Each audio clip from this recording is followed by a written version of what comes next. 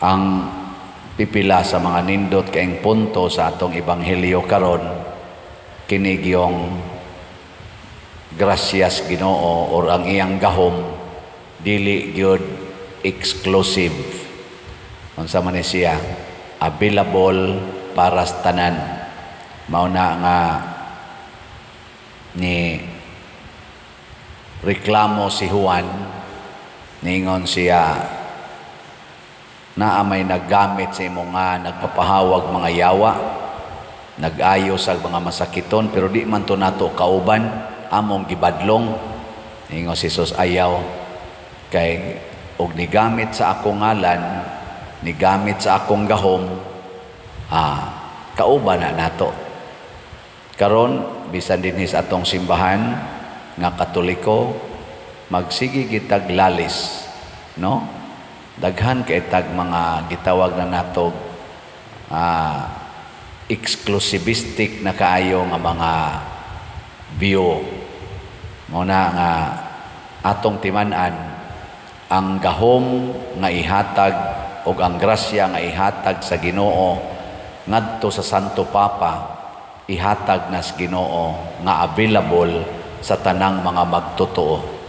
Kining pag-ayog masakiton, pagpapahawa og yawa, pagsangyaw sa maayong balita, dili ra ni para ra namong mga ordained ministers, labi na gyud sa Santo Papa, obispo, ana, kung dili para ni sa tanan. Dili tingali pariha og degree, pero para gid ni sa tanan. Nilingay mong tupad, ing na mopapahawa na tagyawa, ing na ba? Ang nakaapan manggod karon kay ang atong gitan-aw nga murabag abi kay giordinahan man ni pari man ni mao gini siya labaw nya mo tan-aw sa tas obispo mao gini labaw, mo tan-aw sa tas Santo Papa mao gini labaw. Dili oy, kinsa may labing labaw para sa Ginoo matud pa niya kadtong maliwat sa bata, o kinsa maning liwat sa bata ang mga taong mapaubsanon. Munang ningon siya dire, kinsa ninyo, kay naglalis man sila kinsa labing labaw. Karon sana, naglalis sa dato mga government officials, kinsa gyud mas gamhana nila. Pero ang gusto dahil ni Kristo, ningon siya, kinsa ninyo ang gustong mahimong labing labaw sa tanan, kinahanglan nga mag-alagad, mahimong sulugoon sa tanan. Kay ang labing ubos kaninyong tanan mao ang labing dako.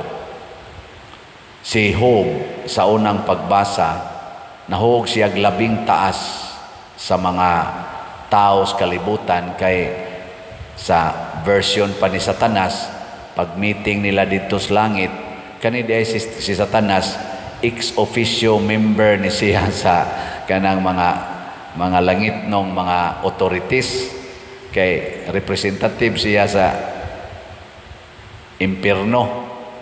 Si Satanas ba makatog langit, kay pag meeting sa mga dagkog ranggo dito sa langit ning apil mga yawa ni apil nya gi-entertain sa Diyos Ginoo.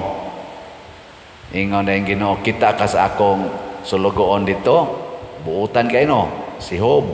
Ang yawa man yun, niingon din siya naingon na anak kay gitagaan manimos daghan kayong pabor kung di na kuhaon na tanan niya kanang grasyang iyang nadawat, di ka kana balikason. Ang Ginoo na ibaw na mandaan kani yawa man gini ako gini siyang ubanan, kay anak man ginang yawa anang mukuan gid ba muhimo gyud iyang gimmick ato ning suwayan. Sige, ato as Job, buhata ang tanan nimong gustong buhaton, ayaw lang siya kunsaa. Gibuhat sa yawa, gipamatay ang iyang mga anak ni Job tanan, patay iyang mga hayop, gipangawat, gipangtulis iyang mga ginsakpan, gipangpatay. Hurot gyud in one day, hurot gyud ang tanan nga gihuptan ni Job. Nahurot. O kamo pa kay pariha ato nga in one day ikaw na lang usa magbarog hurot nagkamatay imong anak, hurot ang imong mga bahandi, tanan hastang imong mga tao, hurot unsay imong isultis Ginoo nya, purti nimong pagbinuotan, purti gid nimong pagsunod sa gustos Ginoo unsa may imong ikasulti. Mahay dayon. Nakuha na kasiyawa. Kuha na siyawa. Ang mapaubsanon, bisag kuhaon pa ang tanan, nga naa nato, kung magpaubos ta, moingon ragid ta, ang Ginoo mao'y naghatag, ang Ginoo mao'y magkuha, daygon ang ngalan sa Ginoo. Mao na'y prinsipyo ni Job. Muna diri sa atong tubag sa Salmo, nga atong gitubag, nga sa ganito, Ginoo, ipaabong ang imong dunggan o patalinghogi ang akong pagampo. Basta naalay Ginoo, ang atong paglaom dili mawagtang. Ang mga mapaubsanon dili moundang sa paglaom o pagsalig sa Ginoo, kay nasayod man ang mga mapaubsanon nga ang Ginoo dili gyud mahutdan sa grasya. Ug mao na ni ang makabuntog sa yawa. Mao nang ingos Kristo, labing dako ang labing ubos, kay ang mapaubsanon ra gyud makabuntog og yawa. Mao bitan ang ato mga leaders karon nga mga gagamit og garbo, naa man sila'y gahom, naa sila'y kwarta, pero na nag-away, giyawaan dinhi sa simbahan, mao gyapon na nag-away.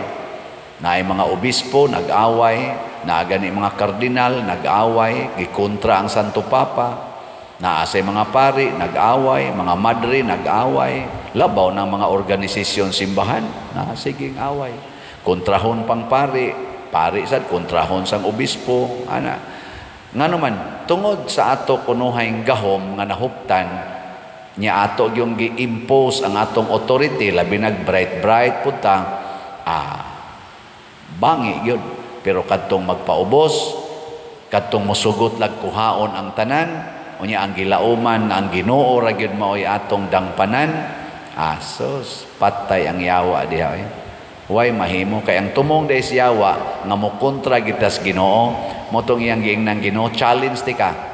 Kanas Job, balikason ka na, tagay kong chance. Himuon ko na si Job nga imong kaaway. Basig moingon sa doon ang yawa nga tos Ginoo, yung Ginoo kita ka Padersiano, sige baligyag slat no. Ana, natukod na niyang iyang parokya, daghan na kay nagnatukod, apil pa kapilinya, mga parokya, ingon sa nang Ginoo, kuhaon ko ng tanan Padersiano, balikason yung kana. Ang unang kuhaon, ang madre. Ay di ko mabalikas, kuhaon ang madre, bahala na diya. Ang sunod kuhaon, ako mga igsuon. So, di ragyapon ko na, anad na mi ana, paralyzed pamagay ng usa. Anad na ko ana. Sa pamagay kuhaon, kanang kulikta, kanang iyang pasikat-sikat diya social media, daghan kay mo follow, daghan ang muyubit niya. Okay ra gyapon na nako, gisigihan na magay ko giyubit karon, pero I love them all, no? I love them all. Unsa kay kuaos Ginoo nako, no? Sa yawa, tingali kani akong health, no? Kuaon ni siya, sakit-sakit na magani akong hawak, pero naayo-ayo man sad. Mga igsoon, dili ta makapangandak nga kaya nato atubangon ang panintal sa yawa. Kay ang yawa is the most cunning being. Kamao kay siyang muigo nato. Ang ato lang yung gunitan nga di gid nato buhian, kinig yung pagpaubos. Dawato nato ang tanan nga moabot sa tong kinabuhi, sama sa gibuhat ni Maria, sama sa gibuhat sa mga santos. Si Saint Jerome, giatake pod ni siya, gidaot pod ni siya. Pero ang iyang yung focus is unsaon nako nga ang pulong sa Ginoo masabtan sa kinabag-ang tao sa kalibutan sa mga magtotoo. Kunya kay itong panahon na ang Latin may sikat kaayo, the language of the church, ang Latin man, iya yung gipaningkamutan nga matranslate og Latin uban sa iyang sakripisyo o paningkamot.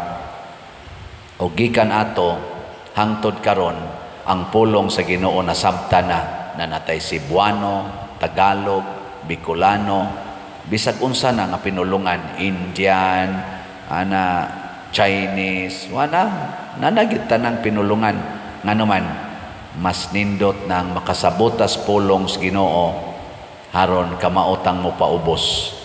Kay ang pulong sa Ginoo mao gid tinuod natong inspirasyon o kalig-on.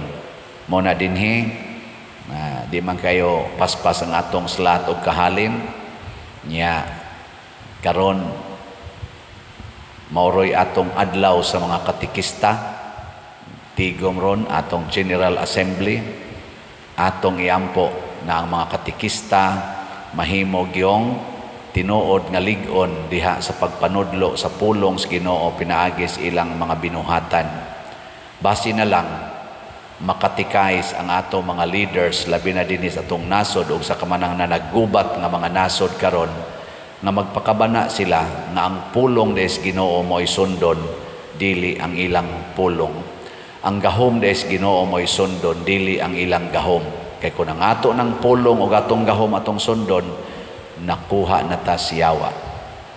So kitang tanan dinhi atong himuon, atong kaugalingon nga alagad sa Ginoo, dili tigdiktar sa Ginoo.